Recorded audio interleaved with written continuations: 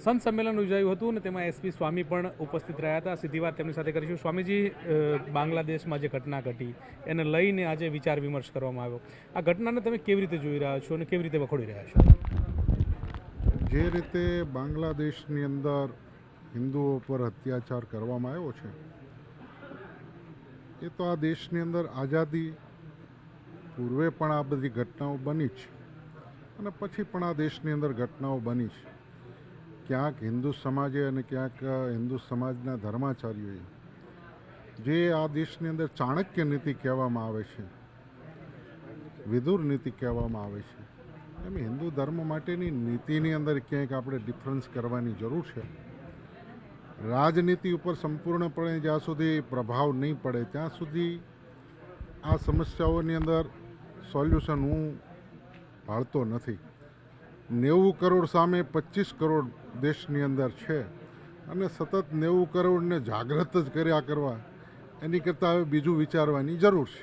એટલે બીજું કેવું વિચારવાની જરૂર છે કે જેથી કરીને આ અત્યાચારો ઘટે અને હિન્દુ એક થાય? 90 કરોડની અંદર જે સ્વાર્થલક્ષી જે બાબતો છે એનાથી દૂર થઈ અને સંપૂર્ણ હિન્દુ ધર્મના ઉજાગર માટે બધાએ આગળ આવવું જોઈએ.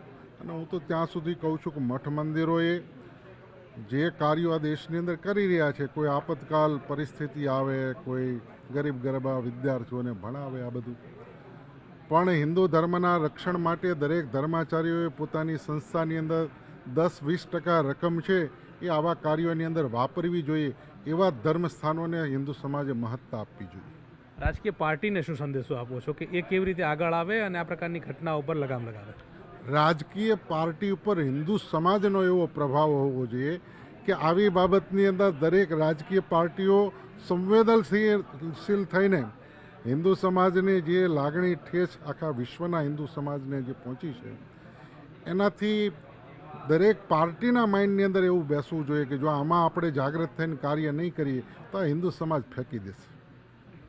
એટલે કેવું કામ કરવું જોઈએ જે રાજકીય પાર્ટી છે તે આગળ આવે અને કેવી રીતે લોકો સુધી પહોંચે? આ બાબતની અંદર તો કૂટનીતિ ને રણનીતિ હોવી જોઈએ. આપણા 125 કરોડનો હિન્દુસ્તાન એવડો મોટો દેશ છે, એના આજુબાજુના દેશ ઉપર આપણો એટલો પ્રભાવ ના હોય કે આપણો હિન્દુ સમાજ સુરક્ષિત ના બને. આપણો પ્રભાવ જ એટલો હોવો જોઈએ કે જેના કારણે ત્યાં આવી ઘટના જ ન બને.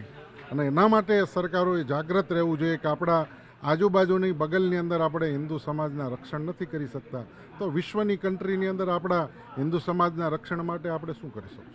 ચોક્કસથી તો હિન્દુ સમાજે જાગૃત થવું જોઈએ ને આપણે એ પ્રકારની સરકાર હોવી જોઈએ કે જે પ્રકારે તમામ લોકો જે છે તે હિન્દુ સામે આંખ ઊંચી કરીને ન જોઈ શકે તે પ્રકારની સરકાર હોવી જોઈએ કે જેથી કરીને હિન્દુઓનો પ્રભાવ દેશ અને વિશ્વમાં પણ રહે. તે પ્રકારની વાત એસપી સ્વામી કરી રહ્યા છે. કેમેરામેન હરીશ શર્મા સાથે ગૌતમ શ્રીમાળી, ન્યૂઝ 18 ગુજરાતી, અમદાવાદ.